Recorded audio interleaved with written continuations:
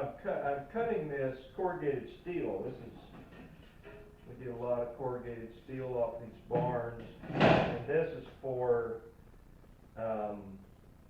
the top of the coffee bar. So what do? You got this corrugated steel. You can cut it with nippers. Takes a while, can be kind of hard. Or you can cut it with a saw. So here's the trick. When you cut with a skill saw, you use an old blade that's already had the set knocked out of it, from a lot of use, hitting nails, etc.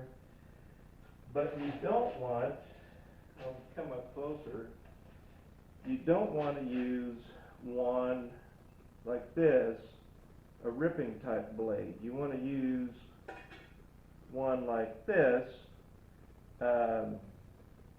This particular one's with plywood, but the more important thing is all of the teeth on it.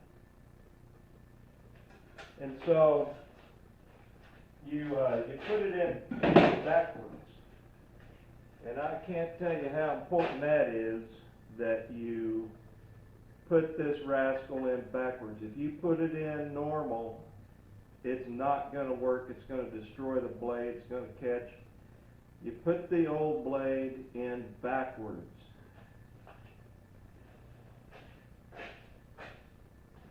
So when you go to cut, it's ear piercing, so have some good ear protection. You'll want safety glasses because it can throw off pieces. It's going to throw off sparks. They can chip off flakes of steel.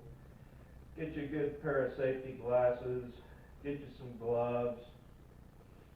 You'll see me a lot of times. I don't wear gloves, but it's probably a good idea. This stuff can cut you if you don't know how to handle it.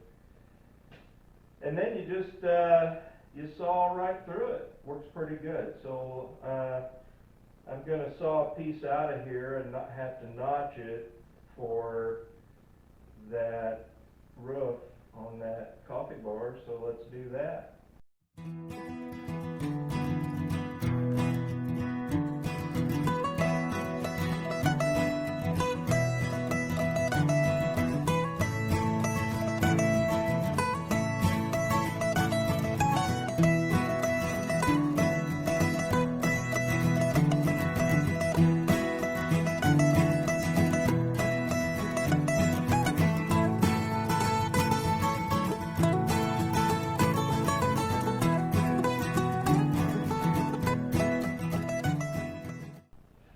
That's how easy it is to cut thin metal.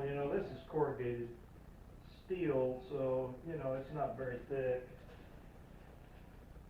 You can see where it's not very thick, but it's steel, and you're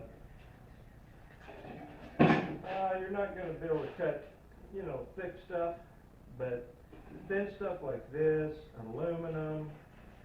Maybe you're trimming your house with aluminum, the door casings.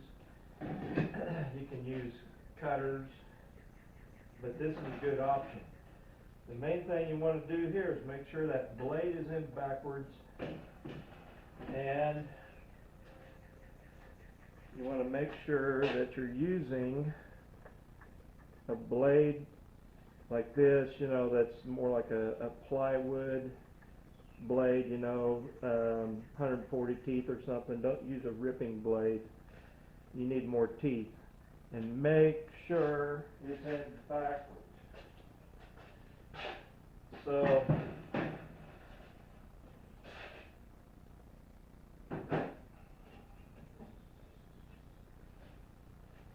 here again, don't use a framing blade, ripping blade. Use something with a lot of teeth. This is plywood, 140 in here. It doesn't necessarily have to be 140, but it's better if there's a lot of teeth. So, good luck out there. If you have any comments or questions, I'm glad to hear them. I want you to. I'll answer you. But, all you do-it-yourselfers, this might get you out of the bind.